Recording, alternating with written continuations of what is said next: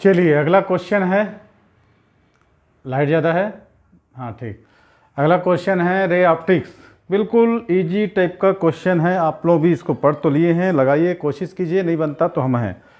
हाँ हाँ हाँ, टोटल इसमें बोल रहा है कंसिडर है इक्विलेटर प्रिज्म। इक्विलेटर प्रिज्म बोल रहा है, माने उसका एंगल ऑफ कितना होगा 60 डिग्री। रिफ्रैक्टिव इंडेक्स कितना है प्रिज्म का √2।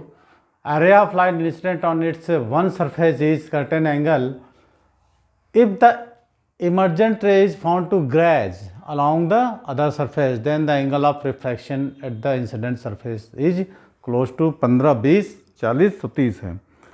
हाँ चलो, बहुत बढ़िया, आधे लोग बना लिए हो। ग्रेज, ग्रेज का मतलब क्या होता है ये?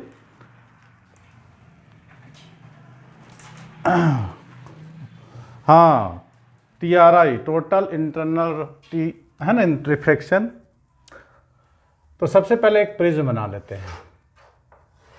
आपके पास ये प्रिज्म है, ठीक है। ये प्रिज्म जो है इक्विलेटरल एंगल है, माने ये एंगल कितना होगा 60 डिग्री, ये भी 60 डिग्री और ये भी 60 डिग्री होगा। कंसिडर इक्विलेटरल रिफ्रैक्टिव इंडेक्स इस प्रिज्म का हम मान लेते हैं क्या दिया है √2। Ray of light incident on its surface at a certain angle, ये आपस से इस एंगल आ रही है, ठीक है, रिफ्रैक्टेड, और यहां से क्या हो रही है, ये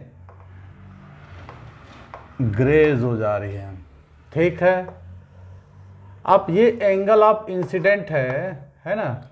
अब यहां से आप एक नॉर्मल डाल सकते हो, तो आई है, ये कितना होगा 90 डिग्री होगा, ये होगा R1। अब यहां से आप एक परपेंडिकुलर इसको डाउन कर सकते हो, ये इसकी वैल्यू कितनी हो जाएगी 90 डिग्री।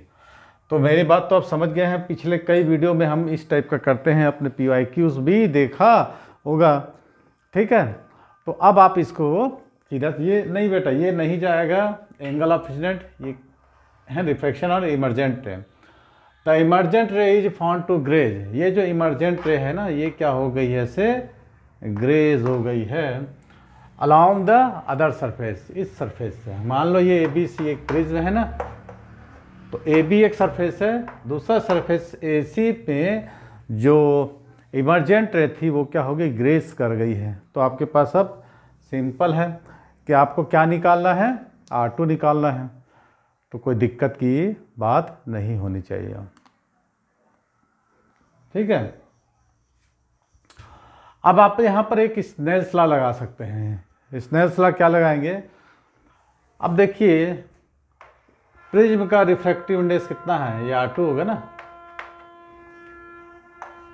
√2 और साइन कितना मिल जाएगा आपको R2।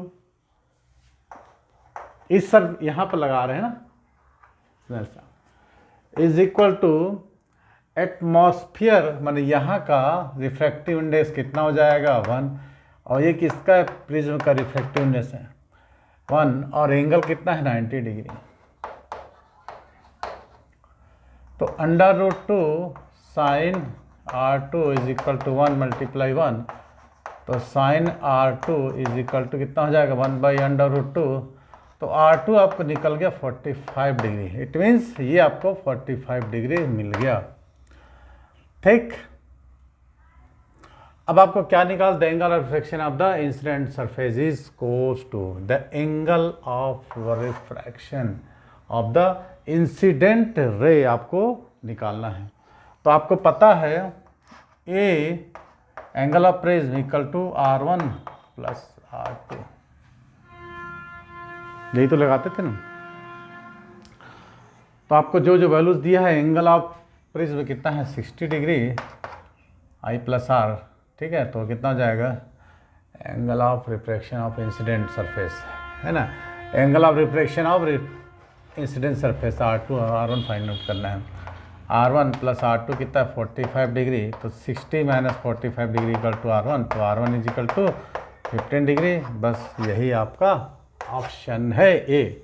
चलिए, तो जो मेरी वीडियो को इंस्टाग्राम फेसबुक पे देख रहे हैं, प्लीज़ 9826159761 पर यूट्यूब में जाकर सर्च करेंगे राज कोचिंग क्लास चैनल आएगा, सब्सक्राइब कर लें। और ऐसे ही PYQs, JEE एडवांस, नीट्स सभी के लिए आप लगातार देखते रहें। चलिए, thanks for watching. Next question करते हैं।